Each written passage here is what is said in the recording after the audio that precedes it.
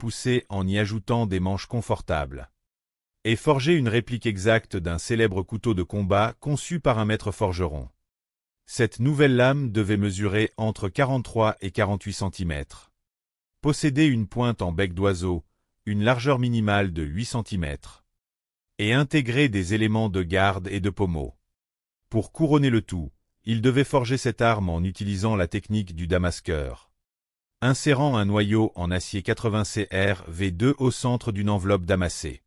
Dès la première minute, les forges rugirent de plaisir. Bill et Thomas se transformèrent en véritables chefs d'orchestre. Jonglant entre les différentes étapes de fabrication. Ils devaient surveiller la température de leurs nouvelles billettes tout en limant et en assemblant les manches de leurs dagues. Bill, toujours hanté par la course contre la montre, parvint à souder son acier d'amas avec succès. Thomas luttait avec la largeur de sa grande lame, s'acharnant sur le marteau-pilon pour étirer le métal récalcitrant, refusant catégoriquement de céder à la fatigue. Au moment crucial du traitement thermique du grand couteau, la lame de Bill subit une légère déformation. Avec une délicatesse infinie, il la redressa manuellement, sachant qu'un mouvement trop brusque briserait l'acier refroidi. Le drame frappa lorsque Bill tenta de visser le pommeau en laiton sur la soie de son manche collée à la résine époxy. La tige filetée, fragilisée par un refroidissement trop rapide dans l'eau, se brisa net. Le cœur de Bill rata un battement. Sans pommeau, l'arme était inutilisable. Puisant dans ses ressources de positivisme, il respira profondément, nettoya la zone et souda une nouvelle tige, laissant cette fois le métal refroidir lentement à l'air libre. L'assemblage tint bon, et Bill put enfin sculpter le profil de sa poignée. Pendant ce temps, Thomas voyait les minutes s'évaporer, accaparé par les détails de sa grande lame. Il avait pris beaucoup de retard sur la fabrication de son manche. À 30 minutes de la fin, il tentait désespérément de percer un bloc de résine solide pour concevoir sa garde. Mais les outils semblaient glisser. Les 5 dernières minutes furent un tourbillon d'étincelles et de mouvements précipités. À la dernière seconde, les deux hommes posèrent leurs outils. Épuisés mais fiers d'avoir tenu la distance. L'heure du jugement final avait sonné. Les tests furent conçus pour évaluer la sécurité et l'efficacité des armes. Toujours dans le respect et l'admiration du travail accompli. L'équipement de Bill fut examiné en premier. Sa dague à pousser offrait une prise en main excellente, épousant parfaitement la paume. Et sa lame effectua des coupes nettes sans subir la moindre égratignure. Son grand couteau de combat, bien que manquant de contours ergonomiques sur le manche, s'avéra être un outil redoutablement efficace et robuste, témoignant de sa maîtrise du traitement thermique. Vint le tour de Thomas. Hélas, la précipitation des dernières minutes avait laissé des traces irrémédiables. Son manche, inachevé, présentait des échardes et des espaces vides près de la garde. Les juges, veillant avant tout à la sécurité, estimèrent qu'il était impossible de tester cette arme sans risquer de se blesser gravement la main. C'est avec beaucoup de douceur et de pédagogie qu'ils expliquèrent à Thomas que la sécurité primait sur tout le reste dans l'art de la forge. Son arme ne pouvant être testée de manière équitable, il était malheureusement disqualifié.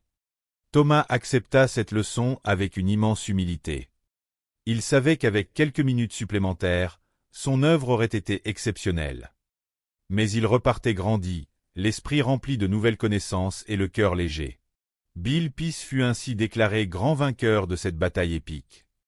Entendant son nom, il laissa échapper un rire franc, peinant à réaliser qu'il venait de remporter le titre convoité et les 10 000 $. C'était l'accomplissement d'un rêve. La récompense de centaines d'heures passées dans la chaleur de son atelier, soutenu par l'amour infaillible de sa famille.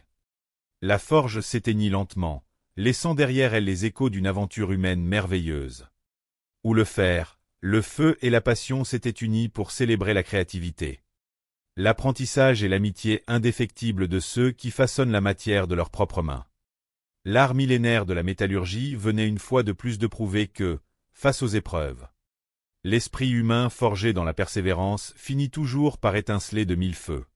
sous les lumières intenses et la chaleur étouffante de la forge. Une atmosphère électrique flottait dans l'air. C'était un lieu où le métal brut rencontrait la passion humaine. Un sanctuaire dédié à un artisanat ancestral. 4 hommes, unis par leur amour pour l'acier et le feu, se tenaient prêts à relever un défi extraordinaire. Paul Raspe, un ingénieur électricien de 42 ans ayant passé de longues années à travailler pour une célèbre agence spatiale, observait les enclumes avec une concentration palpable. Pour lui, la forge n'était pas seulement un art.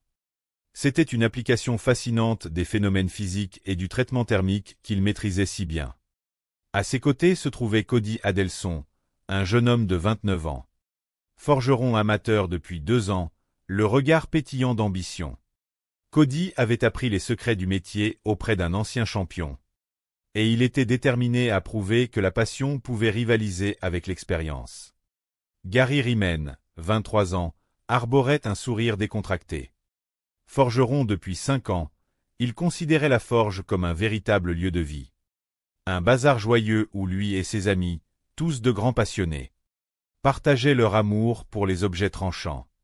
Enfin, Tim complétait ce quatuor de passionnés, prêts à en découdre dans un esprit de franche camaraderie. Le silence de l'atelier fut rompu par la voix chaleureuse du présentateur, souhaitant la bienvenue aux participants.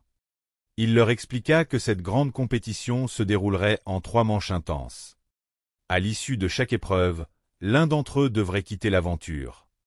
Les décisions reposeraient entre les mains expertes d'un panel de juges impitoyables mais justes, chargés de couronner le meilleur forgeron qui repartirait avec la somme exceptionnelle de $10 000. L'enthousiasme était palpable. Les forgerons furent invités à dévoiler leurs enclumes. Sous les toiles se cachaient 2 petites boîtes métalliques et des morceaux d'acier provenant d'eux. Sacs de frappe. La mission était titanesque, ils devaient forger non pas un, mais 2 couteaux identiques en acier de Damas, enfermés dans ces boîtes. Le tout en seulement 3 heures. Les lames devaient mesurer entre 18 et 23 cm.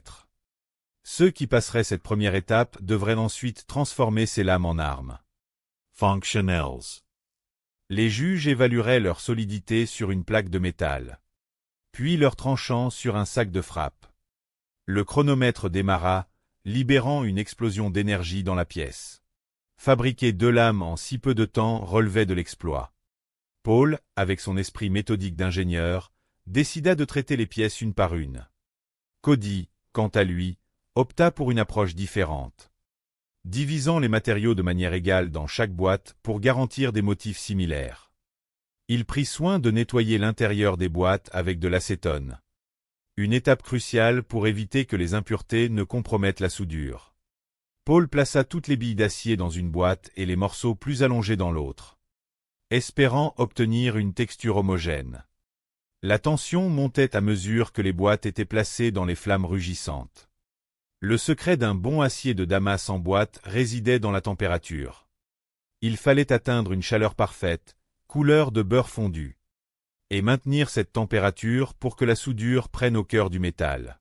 Gary, emporté par son enthousiasme débordant, avait omis de nettoyer son métal avant de le souder. C'était un pari risqué, mais sa confiance en lui restait inébranlable. Il fut le premier à se précipiter vers la presse hydraulique. Le bruit sourd de la machine résonna, écrasant la boîte chauffée à blanc. Malheureusement, la texture de son acier ne semblait pas solide. Une ligne inquiétante apparut au milieu de sa billette.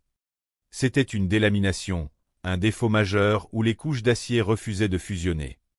Malgré la chaleur écrasante et le stress du chronomètre, Gary refusa de céder à la panique. Il savait que s'il laissait cette fissure, il serait éliminé. Il s'efforça de combler les vides, espérant sauver sa création. De son côté, Paul travaillait avec une fluidité impressionnante. Son acier, bien que légèrement froid à sa sortie de la presse, prenait forme sous les coups précis de son marteau. Il façonnait les pointes avec une habileté fascinante, transformant un bloc informe en une lame élégante et fonctionnelle. Le temps filait. Il ne restait plus que 60 minutes. Les forgerons devaient maintenant façonner les soies. Ces parties de la lame destinées